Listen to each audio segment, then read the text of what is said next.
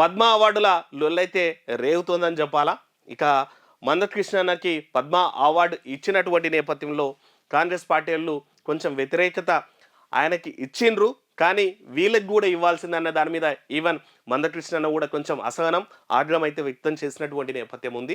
అంటే మీరు రెఫర్ చేసినటువంటి వాళ్ళకి ఇవ్వమని అడగడంలో తప్పు లేదు, కానీ ఇచ్చిన వాళ్ళకి ఎందుకు ఇచ్చిండ్రు అన్నట్టు మాట్లాడుతున్నారని ఈవెన్ పద్మ ఆ అవార్డు స్వీకరిస్తున్నటువంటి మందకృష్ణ కూడా కొంచెం అసహనం వ్యక్తం చేస్తుండ్రు. దాని మీద ఇక బీజేపీ నేతలైతే కొంచెం బండి సంజయ్ లాంటి వాళ్ళు అయితే చాలా ఘాటుగా స్పందించినటువంటి నేపథ్యం ఉంది. ఎందుకంటే గద్దర్ లాంటోళ్ళు, లేకపోతే గోరెటి వెంకన్న లాంటోళ్ళు, అందశ్రీ మన తెలంగాణ గీతం రాసినటువంటి అందశ్రీ లాంటోళ్ళ పేర్లు కూడా ఆ లిస్టు పంపించిండ్రు అన్నటువంటిది మాట నేపథ్యంలో వాళ్ళకి దక్కకుండా మందకృష్ణకి వచ్చింది అన్నటువంటి దాని మీద అయితే ఓ రాద్ధాంతం అయితే జరుగుతున్నటువంటి వేళ నిన్న మందకృష్ణ కూడా దీని మీద రెస్పాండ్ అయ్యిండు. కొంచెం ఘాటుగానే వ్యాఖ్యానించిండు.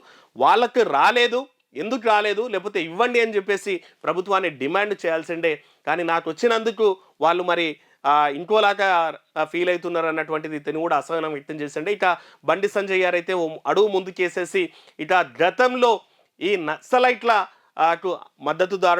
మద్దతుదారుడిగా అనుకూలంగా ఉన్నటువంటి పోలీసు వాళ్ళు చచ్చిపోయినరు, బీజేపీ కార్యకర్తలు చచ్చిపోయినరు, అట్లాంటి వాళ్ళకి మరి మేము ఎట్లిస్తాం, ఇయ్యం, పద్మ అవార్డు ఇయ్యం గద్దర్కి అన్నటువంటి మాట కూడా స్పష్టం చేసినటువంటి నేపథ్యంలో ఇది తెలంగాణ రాష్ట్రంలో అయితే రాద్ధాంతం అయితే జరుగుతుంది. అయితే కాంగ్రెస్ వాళ్ళు కూడా కౌంటర్ వేస్తున్నారు. ఇక గతంలో మరి మీ సభలకు గద్దరన్నను పిలుచుకుంటే తప్పు లేదు, కానీ ఈరోజు నక్సలైటో మావోయిస్టో అనిపిస్తున్నాడా గద్దరన్నలా, లేకపోతే మావోయిస్టులు పనిచేసే వాళ్ళకి మీ పార్టీలో ఎమ్మెల్యే ఎంపీ టికెట్లు ఇస్తారు, కానీ గద్దరన్న పద్మ అవార్డు ఇవ్వడానికి మీకు అడ్డమైందా ఈ మావోయిస్ట్ అన్న పేరు అన్నటువంటిది అయితే ప్రశ్నిస్తున్నారు. ఇంకా తెలంగాణ ప్రపంచానికి అయితే తెలుసు, మావోలకు కూడా బీజేపీ పార్టీలో కమ్యూనిస్టులు కూడా కాసాయి కండ కప్పుకొని ఈరోజు ఎంపీలైనటువంటి పరిస్థితుల్లో, ఈరోజు రాష్ట్ర అధ్యక్ష పదవుల రేస్లో కూడా ఉన్నటువంటి పరిస్థితుల్లో మరి బండి సంజయ్ గారు మాట్లాడిన మాట మరి నిజంగా, ఎందుకంటే నిన్న మొన్న ఇట్లా పొలిటికల్ సర్కిల్లో అయితే ఓ మాట అయితే వినిపిస్తుంది. ఇక మావోయిస్టు బ్యాక్గ్రౌండ్ ఉన్న వాళ్ళు ఈరోజు కాసాయి కండవ కప్పుకొని ఈరోజు ఇక బీజేపీ కమల దళానికి రాష్ట్ర అధ్యక్ష పదవి రేసులో ఉన్నారన్నటువంటి వార్తల నేపథ్యంలో మరి ఈరోజు పద్మ అవార్డు పరిస్థితి వచ్చే వరకు మరి ఒక మావోకు, లేదంటే ఒక ఏమంటారు గతంలో అన్నలకి అనుకూలంగా ఉన్న వాళ్ళకి ఎట్లా పద్మ అవార్డులు ఇస్తామన్నటువంటి పరిస్థితుల్లో మరి ఇప్పుడైతే మళ్ళీ సస్పెన్షన్ అయితే లేసిందని చెప్పాలి.